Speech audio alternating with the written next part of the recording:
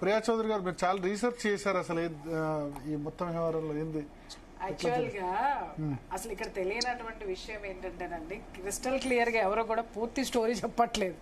నాకు టైం ఉందంటే ఒక 5 నిమిషాల్లో చెప్పండి. యాక్చువల్ గా ఏంటంటే ఇప్పుడు సార్ మన స్టార్టింగ్ నుంచి ఎండింగ్ 5 కాదు 6 నిమిషాలు తీసుకోండి. Thank you so much. Actual గా ఇక్కడ ఏం జరిగిందంటే, ఇక్కడ ఏదైతే ఈ టెంపుల్ ఉందో, ఈ మన మంజునాథ టెంపుల్ ఉందో, అది ఆ టెంపుల్ కి సంబంధించినటువంటి అడ్మినిస్ట్రేషన్ మొత్తం కూడా అండి, ఆ చుట్టూ ఉన్నటువంటి ఆ టెంపుల్ కి ఉన్నటువంటి హాస్పిటల్స్ కానివ్వండి, వాళ్ళు రోజుకి 50,000 మందికి అన్నదానం చేస్తారు. తర్వాత చాలా ఇవి ఉన్నాయి, ఎడ్యుకేషనల్ ఇన్స్టిట్యూషన్స్ ఉన్నాయి. ఆ ఇన్స్టిట్యూషన్స్ ఇవన్నీ కూడా ప్యారలల్ గా చెప్పాలి అని అంటే ఒక క్రిస్టియానిటీ ఇది చేసే మిషనరీ చేసే దానికి ధీటుగా చేస్తుంది.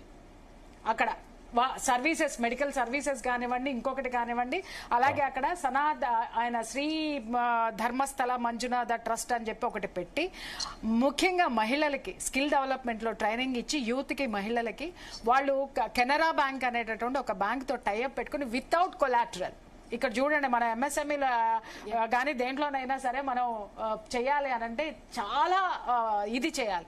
అలా కాకుండా ఆ బాధ్యతని మంజునాథ టెంపుల్ ట్రస్ట్ తీసుకొని, ఎవరైతే బాధ్యతగా ఉన్నటువంటి వాళ్ళు ఉన్నారో ఆ ఊరు మొత్తాన్ని కూడా ఒక సంస్కరణ చేపట్టి, ఆ కెనరా బ్యాంక్ తోటి టైఅప్ పెట్టుకొని వీళ్ళు వాళ్ళకి ఆ లోన్స్ ఇప్పించి, స్వయం ప్రతిపత్తి కల్పించి, వాళ్ళని వాళ్ళ కాళ్ళ మీద నిలబడుతూ, జాబ్ అంటే ఉద్యోగం అంటే ప్రభుత్వం మీద ఆధారపడకుండా ఒక మినీ గవర్నమెంట్ లాంటిది వాళ్ళు అక్కడ నడుపుతున్నారు. అది కూడా ప్రజా పాలన అని అనాలి. అలాంటి దాంట్లో ఇక్కడ వీళ్ళందరూ వచ్చింది ఎందుకనంటే, అక్కడ ల్యాండ్స్ ఇష్యూ, తర్వాత అక్కడ ఉన్నటువంటి విద్యా సంస్థలు ఇవన్నీ ఓన్ చేసుకోవాలనేది సెకండరీ. అంటే మీరు గమనించారో లేదో, బ్రిటిషర్స్ కాలం నుంచి మురళి గారు మన మీద దాడి జరిగింది ఫస్ట్ మన దేవాలయాల మీద.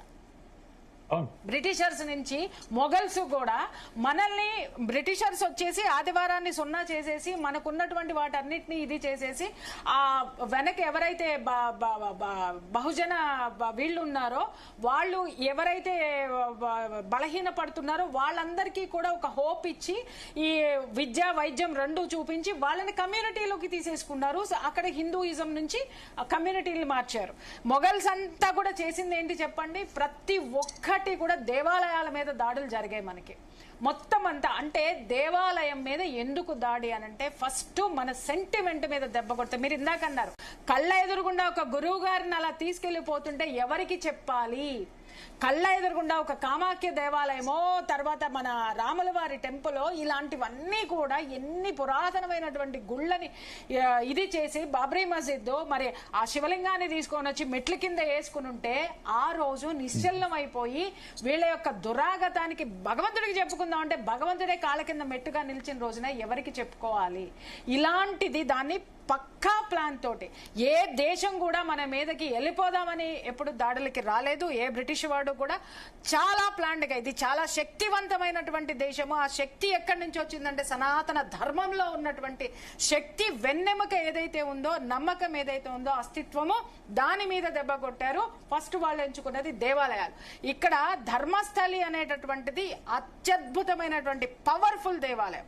ఇప్పుడు ఆ కర్ణాటక మీద పట్టు సాధించాలి అనంటే ఈ ధర్మస్థలం మీద ఇవాళ జరగలేదు, 1970s నుంచి జరుగుతున్నాయి. మీరు మనకు తెలిసింది సౌజన్య, తర్వాత అనన్య భట్. అనన్య భట్కు ముందు పద్మలత అని ఇంకొక ఆమెని క్రియేట్ చేశారు. క్రియేట్ చేసి ఇదే సౌజన్య ఇష్యూలో జరిగినటువంటి యాజిటేషన్స్ అన్ని అప్పుడు జరిగాయి. కానీ అప్పుడు కూడా వీళ్ళు ఏ విధమైనటువంటి ఆధారాలు లేవు. కానీ నిజంగా ఆ తర్వాత ఏదో ఒకటి రేపుతూనే ఉన్నారు. ఇక్కడ మెయిన్ సూత్రధారిని దింపింది ఎవరు అంటే, ఈ సెంధిల్ కంటే కూడా ముందు సోమనాథ్ నాయక్ అని చెప్పేసి ఒకనొక కామ్రేడ్ అండి దిగినాడు, సామాజిక కార్యకర్త. వాడు అసలు మెయిన్ అన్నమాట. ఇంత స్థితికి రావడానికి దశాబ్దాల నుంచి ట్రై చేస్తూ ఎన్ని ప్లాన్స్ అంటే, సోమనాథ్ నాయక్ అనేటటువంటి వాడు ఈ శ్రీ మంజునాథ ట్రస్ట్ కి అగైనెస్ట్ గా నాగరిక ట్రస్ట్ అని ఒకటి పెట్టాడు.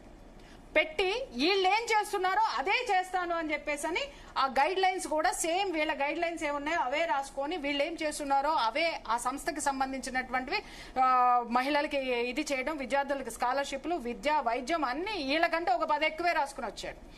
రాసుకొని వచ్చిన తర్వాత ఆ ట్రస్ట్ ను అడ్డం పెట్టుకుని ట్రస్ట్ మీద ఎలిగేషన్స్ మొదలు పెట్టాడు. ఏది వీరేంద్ర హెగ్డే గారి మీద. మొత్తం అంతా కూడా ఇక్కడ ఏం జరుగుతున్నాయి, ఏమవుతున్నాయి, మొత్తం ఫేక్, వీళ్ళు తినేస్తున్నారు, అది ఇది. ఆ ఫేక్లన్నీ ఈయన ఏదైతే వీరేంద్ర హెగ్డే గారి మీద వేశారో అవన్నీ అతను చేస్తున్నాడు అనేటటువంటిది ఆ నాగరిక ట్రస్ట్. అది మొత్తం కూడా ఒక కమ్యూనిటీని ఆ ట్రస్ట్ వచ్చేటటువంటి ఆ లాభాలు మొత్తం ఆ షేరింగ్ అంతా కూడా ఒక కమ్యూనిటీకే ఎక్కువ బాగా వెళ్ళేది. అంటే ఏంటి, అక్కడ తనను తాను లోకల్ గా చాలా సుస్థిరపరుచుకున్నాడు. ఇతను దీంట్లో నుంచి వచ్చినటువంటి ఇతనికి ప్లస్ అయినటువంటిది ఏంటంటే అప్పుడు అక్కడ దక్షిణ కర్ణాటకలో ఉన్నటువంటి డిప్యూటీ కమిషనర్ గా పనిచేసినటువంటి సెంధిల్. ఈ సెంధిల్ ఏంటి అని అంటే అక్కడ ఇతను corrupted officer, IAS officer, corrupted IAS officer. ఇతను ఎంత కరప్టెడ్ అంటే మైన్స్ మీద విపరీతమైనటువంటి దోపిడీ. ఇతని హయాంలోనే 3000 రూపీస్ ఉన్నటువంటి ఇసుక లారీ రేటు 14,000కి ఏకంగా పెంచేశాడు. సో మాఫియాతో చెయ్యి కలిపి 14,000 అంటే ఎంత దోపిడీ చూడండి. అదే టైంలో ఇస్లామిక్ అండ్ కమ్యూనిస్టు పార్టీలకి కొమ్ము కాసినటువంటి వ్యక్తి అతను. డిప్యూటీ కమిషనర్ గా ఉన్నప్పుడే అతని మీద ఉన్నటువంటి ఆరోపణలు, ఈ ఆరోపణల నుంచి బయటికి రావడానికి ఏం చేశాడంటే ఇమ్మీడియట్ గా సిఏఏ 2019లో అండ్ 370 ఆర్టికల్ 370 మీద యుద్ధం ప్రకటించి వ్యతిరేకతను ప్రకటించి భారతదేశంలో అసమానతలు ఉన్నాయి, ఇవున్నాయి అవున్నాయి, ఇదంతా అసలు ఈ ప్రభుత్వం అనేటటువంటిది ఒక మత ప్రాతిపదికన చేస్తుంది అని చెప్పేసి అన్నటువంటి ఒక ఇది వేసేసి అతను రిజైన్ చేసి బయటకు వచ్చేసి కాంగ్రెస్ లో జాయిన్ అయ్యాడు. కాంగ్రెస్ లో జాయిన్ అయినప్పుడే ఒక్కసారి అర్థం చేసుకోవాలి, ఇతని కమ్యూనిటీ వచ్చేసి అక్కడ ఆది ద్రవిడ్ కమ్యూనిటీ అనమాట. అంటే అది ఏంటి అనంటే ఒక ఎస్సీ కమ్యూనిటీ లాంటిది. అక్కడ ఆ ఎస్సీ కమ్యూనిటీలో చాలా వరకు కూడా క్రిస్టియానిటీలో ఉన్నారు at the time of Britishers టైంలో ఉన్నప్పుడు వీళ్ళు చాలా వరకు. So he's also crypted communist Christian అనేటటువంటిది అజెండా హిడెన్ అతని యొక్క దీంట్లో అది ప్రస్ఫుటంగా తేలినటువంటి అంశం అనేది నేను విన్నాను. యాక్చువల్ గా అతను బైక్ మాత్రం హిందూ అనే చెప్తాడు. హిందూ డిక్లరేషన్ కింద ఇతను హిడెన్ ప్రాతిపదికన ఏంటి అని అంటే హీఈస్ ఎ క్రిప్టెడ్ క్రిస్టియన్. ఆ క్రిస్టియానిటీ కింద కన్వర్టెడ్ అంటే క్రిప్టెడ్ క్రిస్టియన్ అంటే వాళ్ళ వంశ పారస అంటే చెప్పాను కదా బ్రిటిషర్స్ టైంలోనే కొంతమంది కన్వర్ట్ అయ్యారు, అలా వచ్చినటువంటి క్రిస్టియన్ అన్నమాట. ఆ దీంట్లో ఇతను ఎప్పుడు కూడా కాంగ్రెస్ కే చేసుకుంటూ వస్తూ ఇతను ఈ దాడులు ఏవైతే ఈ అవినీతి ఏదైతే చేసి ఉన్నాడో అది చేస్తూ కూడా ఇతను నెట్వర్క్ మొత్తం అంతా కూడా కమ్యూనిస్టులు ప్లస్ ఇస్లాం దేశాలకి సంబంధించినటువంటి వాళ్లతోటి ఇతను స్పష్టంగా లింకులు ఉన్నాయనేటటువంటిది తేలింది. ఇవన్నీ బయటకు వచ్చే లోపు ఆర్టికల్ 370 పట్టుకుని సిఏఏని పట్టుకుని దీన్ని నేను వ్యతిరేకిస్తున్నాను అని చెప్పేసి అప్పుడు చాలా మంది మేధావులు అందరూ బయటకు వచ్చినారు కదా, ఈ సోకాళ్ళ మేధావుల్లో వీడొకడు అనమాట. సో బయటకు వచ్చేసి గోలగోల చేసేసి 2014లో కాంగ్రెస్ తిరువల్లూరు నుంచి ఇతను ఎంపీగా పోటీ చేసి విదిన్ 1 వీక్ ఎంపీగా 1 వీక్ ఎలక్షన్స్ ముందు 1 వీక్ ముందు ఇతను నామినేట్ చేయబడినటువంటి పర్సన్ 1 వీక్ లో ఒక్క చోట కూడా ఇతను నిలబడి రాజకీయ ప్రసంగం ఇవ్వలేదు ఒక రాజకీయ నాయకుడిగా. కానీ గెలిచేశాడు, ఎంపీగా గెలిచేశాడు with the support of DMK. ఇక్కడ అర్థం చేసుకోండి, అంటే వీళ్ళందరి పాలసీ ఒకటే. కాంగ్రెస్ తరపు నుంచి ఇతను గెలవడం అనేటటువంటిది జరిగింది. ఇప్పుడు ఇక్కడ ఈ విషయానికి వస్తా, కర్ణాటకలో రచిస్తున్నటువంటి ఈ సోమనాథ్ నాయక్ ఇక్కడ రచించినటువంటిది ఏంటి అనంటే ఎంతసేపు ఇతను మాట్లాడినా కోర్టుకు వెళ్తున్నాడు. డిఫర్మేషన్ కేసులు వేస్తే ఒకసారి తన్నింది, వీప్ బగలగొట్టి పంపించింది 2 సార్లు కోర్టు సోమనాథ్ నాయక్ని. ఇది ఇలా కాదు, ఈ కామ్రేడ్స్ చేసేటటువంటి అతి గొప్ప ఇది ఏంటంటే బ్రెయిన్ గేమ్ ఏంటంటే మన వేలితో మన కళ్ళే పొడుస్తారు. అక్కడి నుంచి పట్టుకొచ్చినటువంటి పర్సనే ఇతను మహేష్. అతను ఎవరండి, who is that person? Hindu Mahesh Thimmarodi. ఈ విహెచ్పి సార్ మురళి గారు మీకు తెలియాలి, ఆ విహెచ్పి దీంట్లో ఉన్నటువంటి పర్సన్ అన్నమాట. అతన్ని సెలెక్ట్ చేసుకొని తర్వాత విహెచ్పికి పోయినారు. అంటే ఈయన కుట్రాలన్నీ చూసి అక్కడి నుంచి తరిమేశారు సార్, తరిమేశారు. ఎప్పుడు తరిమేశారంటే ఇతనికి హెల్ప్ చేస్తూ. ఫస్ట్ ధర్మస్థలంలో ఆటో డ్రైవర్ అక్కడి నుంచి తరిమేశారు. ఫస్ట్ ఆ తర్వాత ఆర్ఎస్ఎస్ లో ఉన్నానన్నాడు, అక్కడి నుంచి తరిమేశారు. విహెచ్పి లో ఎక్కడ పెట్టుకోరు. ఇక్కడ ఆర్ఎస్ఎస్ లో నుంచి బయటకు పంపించింది కూడా ఈ సోమనాథ్ నాయక్ హెల్ప్ చేస్తున్నాడు అనేటటువంటి ఎలిగేషన్స్ తోటి ఆర్ఎస్ఎస్ నుంచి పంపిస్తే విహెచ్పికి వచ్చాడండి. ఆ విహెచ్పి లో ఇతను అప్పుడు ఏం చేశారంటే వీళ్ళిద్దరూ కలిసి అక్కడ ఆమె సౌజన్య అనేటటువంటి ఆ కేసును బయటికి తీయడానికి కారణం ఏంటి అని అంటే వీళ్ళతో పాటు యాడ్ అయినటువంటి వాడు గిరీష్ మన్నావర్. ఇతను ఏంటి అని అంటే ఇతనికి కూడా ఇస్లామిక్ వీళ్ళతోటి సంబంధాలు ఉన్నాయి. హీఈస్ ఆల్సో ఒక అవినీతి ఇతను విధాన సౌధలో అంటే ఇప్పుడు మనకి సెక్రటేరియట్ అసెంబ్లీ ఎలాగో అక్కడ విధాన సౌధ కర్ణాటకలో అక్కడ ఫేక్ బాంబు పెట్టాడు ఇతను. ఒరిజినల్ బాంబు కూడా కాదు సార్, ఫేక్ బాంబు పెట్టాడు. కాకపోతే అది ఫేక్ అని తేలిన తర్వాత అంటే ఒక భయభ్రాంతుల్ని గురి చేయడం అనమాట. ఒక సోషల్ పొలిటికల్ అన్రెస్ట్ క్రియేట్ చేయడానికి అతను అది పెట్టి దాంట్లో నుంచి అరెస్ట్ అయ్యి ఆ కేసులో అరెస్ట్ అయ్యి డిస్మిస్ అయ్యాడు. అతను డిస్మిస్ అయ్యి బయటకు వచ్చి ఏం చెప్పుకుంటాడు, ఐఎమ్ ఎక్స్ పోలీస్ మ్యాన్ అని చెప్పుకుంటాడు. అంటే adding to your point ma'am, ఇదే గిరీష్ మట్టెనవర్ ఎక్కడ అర్బన్ నక్సలిజం ఎక్కడ ఎక్కువగా ఉందో శృంగేరి దగ్గర ఉన్నటువంటి సిరిమనే ఫాల్స్ అక్కడ 40 acres to 50 acres of resort చేస్తున్నాడు, విచ్ ఈస్ రిస్ట్రిక్టెడ్ ఏరియా. అవును అవును, వీళ్ళందరూ urban Naxals. He's also one of the urban Naxal అండి. He's also one of the urban Naxal, mister Girish Mannavar also. Okay, అతను వీళ్ళందరితోటి చేతులు కలిపిన తర్వాత గిరీష్ మన్నావర్ ఒక క్రిమినల్ ఆఫీసర్, పోలీస్ ఆఫీసర్ కాబట్టి క్రిమినల్ బ్రెయిన్.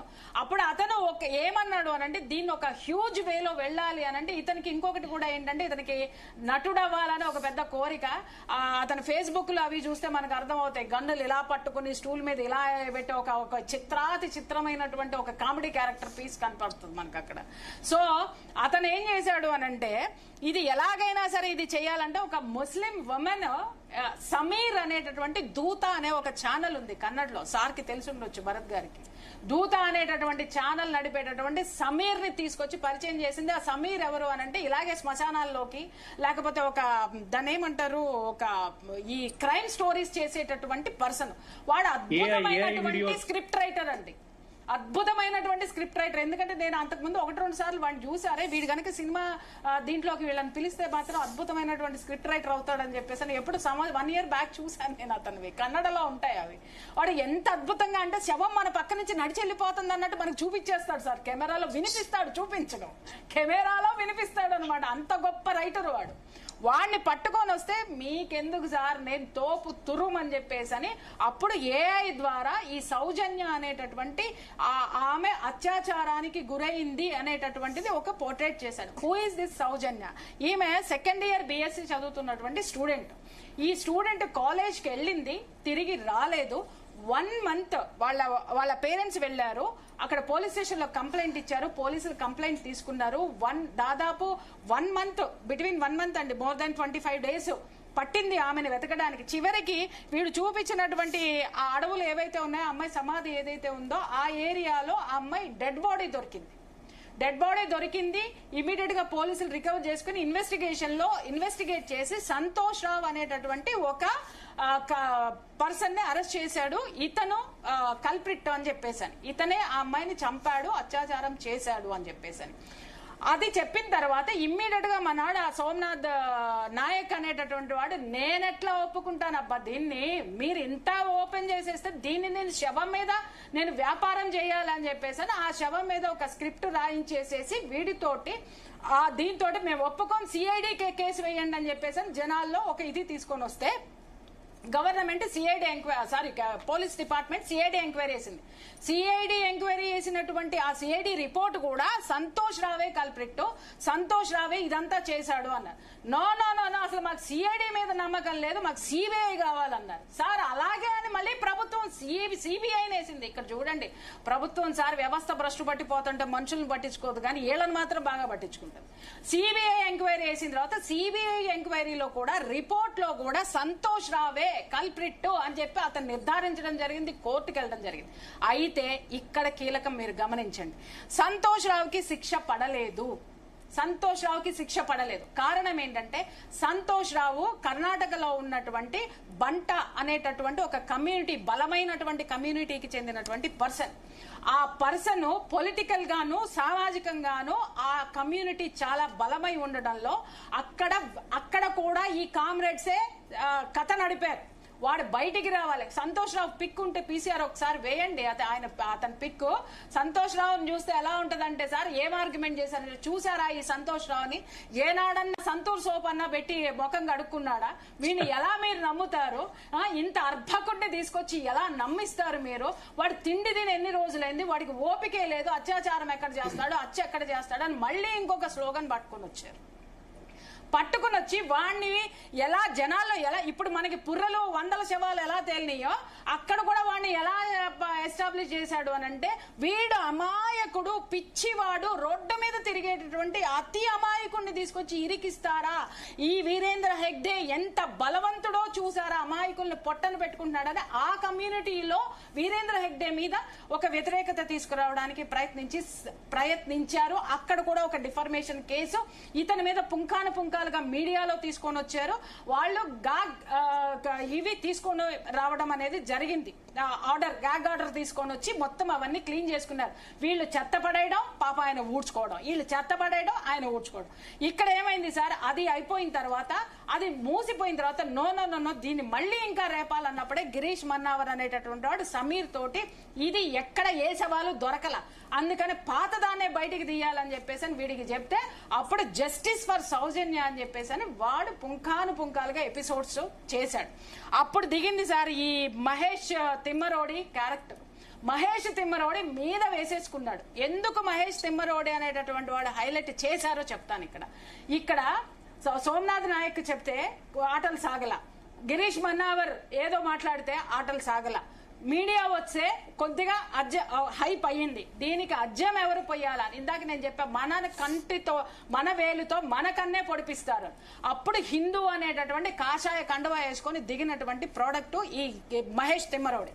ఈ మహేష్ తిమ్మరోడి వచ్చి హిందూ సమాజంలో ఇలా అయిపోతుంది, అలా అయిపోతుంది, ఒక హిందువుగా నేను బాధపడుతున్నాను, ఇందాక మీరన్నట్టు నేను సిగ్గుపడుతున్నాను, ఇలాంటి ఉపన్యాసాలు పుంఖాలుగా ఇచ్చి అవతల పడేస్తే ఆ విహెచ్పి పీకి అవతల పడేసింది. ఇతను బయటికి పో అని చెప్పేసాను.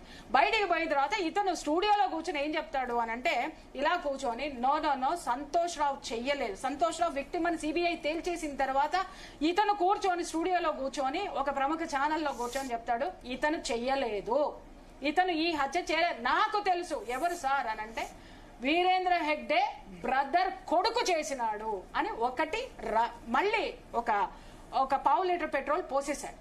మళ్ళీ భగ్గుమంది ఇంకా మొత్తం పత్రికలు, మీడియా మొత్తం వాళ్ళని మళ్ళీ వాషౌట్ చేయడం మొదలు పెట్టేసరికి ఇమ్మీడియట్ గా వాళ్ళు తీసుకొచ్చి సాక్ష్యం ప్రొడ్యూస్ చేశారు. అదేంటి అని అంటే, ఎవరి మీద అయితే ఎలిగేషన్ వేశారో ఆ పర్సన్ ఎవరైతే ఉన్నారో ఆ వ్యక్తి ఎక్కడున్నాడు సార్, స్టేట్స్ లో ఉన్నాడు.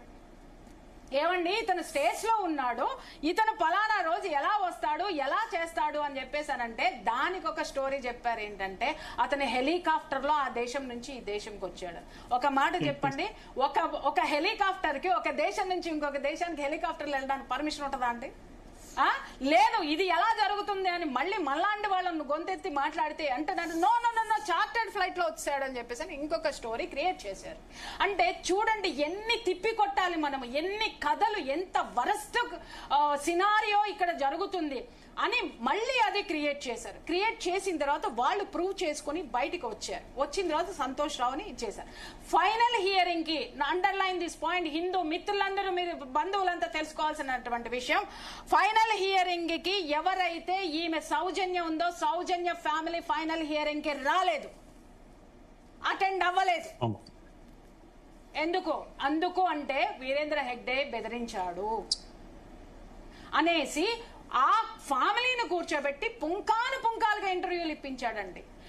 అక్కడ ఫ్యామిలీ కూడా ఎలా చెప్తున్నారు అని అంటే, ఆ కథలు వింటే నో డౌట్ నిజం చెప్తున్నాను, ఆ మృతురాలు ఎవరైతే ఉందో మనందరి ఇది సానుభూతి ఆమెకు ఉంటది. అలాగే బాధపడాలి, ఒక ఆడపిల్లకి అంత భయంకరమైనటువంటి మృత్యువు రావడము, అలాంటి సిచ్యువేషన్ అందరం ఖండిస్తున్నాం, ఖండించాలి కూడా. కానీ ఆ ఉన్నటువంటి ఫ్యామిలీ మెంబర్స్ ఫైనల్ హియరింగ్ కి రాలేదు. ఫైనల్ హియరింగ్ కి ఎందుకు రాలేదు? ఇక్కడ పెద్ద ప్రశ్నార్థకం. ఈ రోజు కూడా మనం అక్కడి నుంచి స్టోరీ ఇన్వెస్టిగేషన్ లో హిందూ సంఘాలు మొదలు పెట్టాలి, వాళ్ళు రారు. తర్వాత వీరేంద్ర హెగ్డే గారే ఆ ఫ్యామిలీ ఛాలెంజ్ చేసింది ఏంటి అంటే, ఛాలెంజ్ కూడా కాదు, అప్పీల్ చేసింది ఏంటంటే, మీరు సుప్రీంకోర్టుకి వెళ్ళండి, ఖర్చులు మేము పెట్టుకుంటాం, పోనీ సంతోష్ రావు కాదు అసలైన నిందితుడు ఎవరో తీసుకొని వద్దాం, సుప్రీంకోర్టుకి వెళ్ళండి, మేం ఖర్చులు భరిస్తామంటే ఇంతవరకు వాళ్ళు ముందుకు రానటువంటి పరిస్థితి.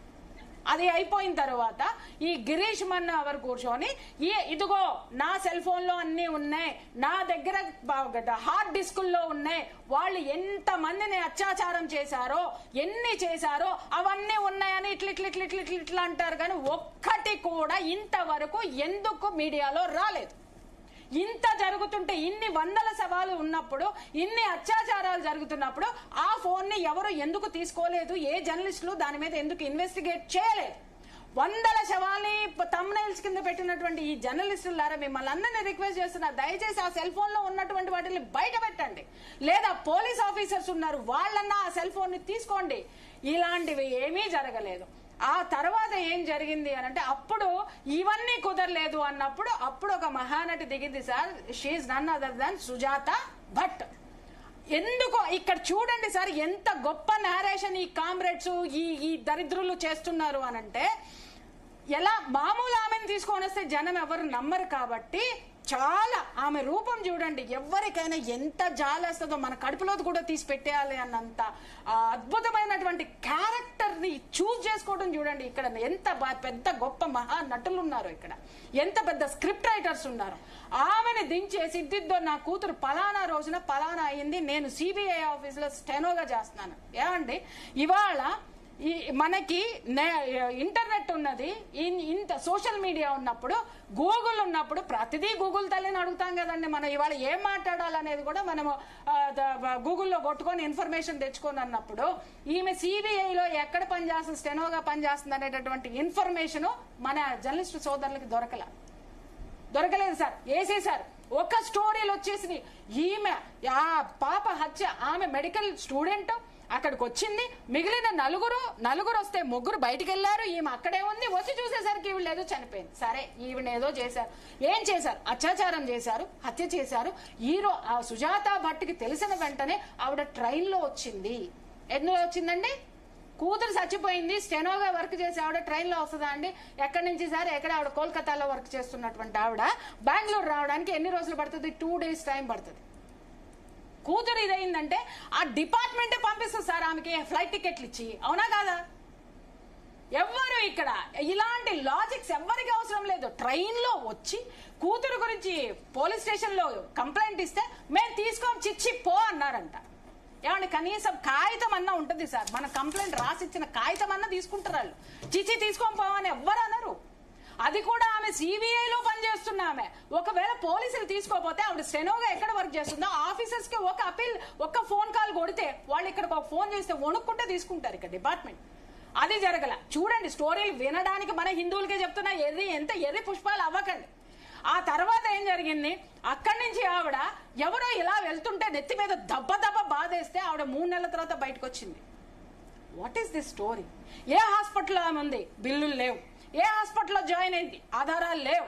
మనకి ఈ ఆధారాలు అక్కర్లేదు, థంబ్నెయిల్స్ మాత్రమే కావాలి. ధర్మస్థలంలో కొట్టితే 3 నెలల తర్వాత బెంగళూరులో లేచింది. Bengaluru to Dharmasthala 300 kilometres. ఇప్పుడు లాస్ట్ కి ఏం చెప్తుంది సుజాత భట్? చెప్తాను సార్, ఒక్క నిమిషం, ఇంకా 2 నిమిషాలు ఉంది, ఆగండి. మీరు సస్పెన్స్ సీరియల్ థ్రిల్లర్ మధ్యలో బ్రేక్ చేస్తే ఎట్లయితుంది? ఆ సుజాత భట్ దిగిన తర్వాత అనన్య భట్ గారి స్టోరీ ఇది.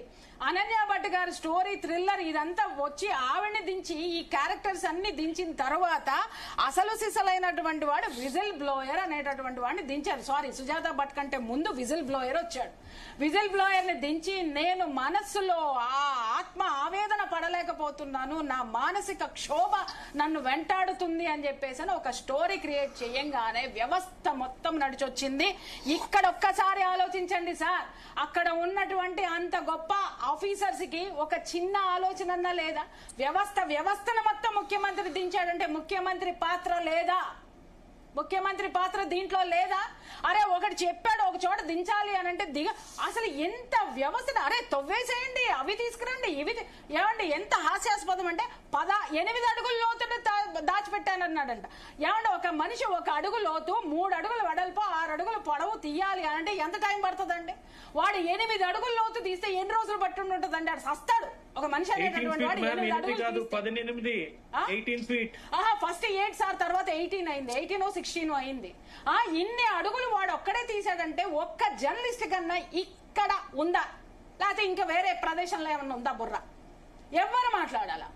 అది కూడా రాసేసాం. అబ్బా ఇన్ని అడుగులు తీస్తున్నారు, అన్ని అడుగులు తీస్తున్నారు, అన్ని అడుగులు అయిపోయింది.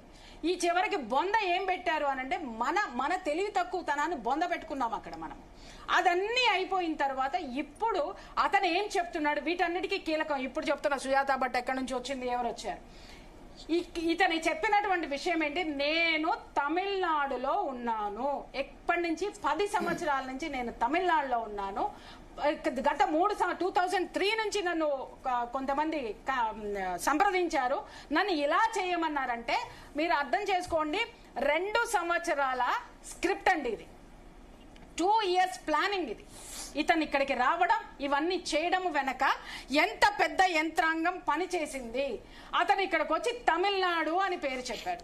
తర్వాత ఈ సుజాత భట్ వచ్చిన తర్వాత 2 స్టోరీలు చెప్పింది. ఏంటి అని అంటే నాకు కూతురు లేదు, ఎక్కడికి ఎందుకు వచ్చావంటే నా పూర్వీకులు ఈ ధర్మస్థలానికి కొన్ని ఎకరాలు రాసిచ్చేశారు అంటే అమ్మ రాసిచ్చేసిన ఎకరాలు ఎక్కడున్నాయి అని అడిగితే తూచ ఏమి లేవు, ఏ రాతల కోతలు లేకుండా ఇచ్చేశారు అంది. పోనీ ఇప్పుడు మా తాతల పొలం బోళ్ళంతా అమ్మేశారు సార్, కానీ ఎక్కడుందో నేను చెప్తా. అలాగే పహానీ తీశాను అని అంటే నా తాతల ముత్తాతలదా కాదా అనేటటువంటిది వస్తుంది. కనీసం ఎక్కడో ఒక చోట ఒక హింట్ అన్నా ఉంటది కదా. నీకు ప్రభుత్వానికి చూపించడానికి, పోలీసులకు చూపించడానికి నీకు ఆధారాలు లేదన్నప్పుడు రేపొద్దున నీ ల్యాండ్ నీకు ఇస్తానని చెప్పినప్పుడు ఏ ఆధారం చూపించి నీ ల్యాండ్ తీసుకుందాం అనుకున్నావు అన్న ప్రశ్న ఎవరన్నా వేశారా? అనన్య భట్ వచ్చింది. అనన్య భట్ ఎందుకు మాట్లాడింది అని ఈ విషయం మాట్లాడితే లేదు ఇదంతా నన్ను ఎవరో ఆడించారు, నేను ఏ డబ్బులు తీసుకోలేదు అని చెప్పేసాను. ఎక్కడి నుంచి ఈ స్టోరీ ఎంత వచ్చిందంటే తమిళనాడు నుంచి వచ్చింది. తమిళనాడులో ఎవరు నడిపారు అంటే దిస్ ఇస్ సెంధిల్. ఈ సెంధిల్ అనేటటువంటి పర్సన్ ఎక్కడి నుంచి వచ్చాడు? కాంగ్రెస్ నుంచి వచ్చాడు. ఆ కాంగ్రెస్ నుంచి చూడండి ఇది ఎలాంటి పటిష్టమైనటువంటి స్టోరీ అంటే ఇటు పక్కన ఈ కర్ణాటకకి బోర్డర్ లో కేరళ ఉంది. అక్కడ అసెంబ్లీలో ఈ ప్రస్తావన వచ్చింది. మీకు తెలుసా సార్? అసలు కేరళ అసెంబ్లీలో కర్ణాటకలో జరిగినటువంటి సౌజన్య విషయం ప్రస్తావనకి రావాల్సిన అవసరం ఏంటండి? ఎక్కడి నుంచి యంత్రాంగం కదిలింది? ఇటు తమిళనాడు అంటే కర్ణాటక బోర్డర్స్ అన్నిటి వైపు నుంచి కూడా చుట్టుముట్టినటువంటి ప్రయత్నం ఇది. ఒకవైపు తమిళనాడు, ఇంకొక వైపు కేరళ, ఇక్కడ బెంగళూరులో ఉన్నటువంటి ఈ సిద్ధరామయ్య, ఇక్కడ నుంచి నడిపినటువంటి ఈ నాటకం మొత్తము. ఇంకొక విషయం చెప్తున్నాను, ఇది తేలిపోయింది. ఇక నుంచి కూడా నేను మొన్న ఒక మాట మాట్లాడితే అందరి మనోభావాలు దెబ్బతిన్నాయి. అరే హిందుత్వం మీద దాడి జరిగినప్పుడు పీఠాధిపతులు ఎందుకు మాట్లాడరు, ప్రవచనకారులు ఎందుకు మాట్లాడరు అంటే నన్ను దుమ్మెత్తిపోశారు. ఇప్పుడు నేను అడుగుతున్నాను, ఇదే ధర్మస్థలం మీదకి వచ్చారు, రేపు పొద్దున అదే చోట ఉడిపి ఉందండి శ్రీకృష్ణ భగవానుడిది, అదే చోట శృంగేరి పీఠం ఉంది, జగద్గురు శంకరాచార్యుల వారి పీఠం ఉంది. నెక్స్ట్ టార్గెట్లు ఇవే. వీళ్ళు ఈ రోజు మాట్లాడకపోతే రేపు పొద్దున ఆ పీఠాల మీదకి వచ్చినప్పుడు మేమందరం పరిగెత్తాలి, మనందరం పరిగెట్టాలి. బాధ్యతలు మనం మర్చిపోయాం. నేను ఈ సందర్భంగా చెప్పాల్సింది ఏంటంటే మన ధర్మం మీద దాడి జరుగుతున్నప్పుడు మనం నోరు మూసుకొని కూర్చొని అక్కడ జరిగింది కదా, నేను ఏం మాట్లాడను, నా ప్లేస్ వరకే నేను కూర్చుంటానన్నప్పుడు నీ ప్లేస్కి వచ్చినప్పుడు నువ్వు ఎవరిని మిగిల్చుకున్నావు? Okay okay okay so Veeraraghava Reddy గారు, సో ఫ్యూచర్ లో ఇటువంటి జరగకుండా ఉండాలంటే ఏం చేయాలి? మన చర్చ కన్క్లూడ్ చేసే సమయం వచ్చింది.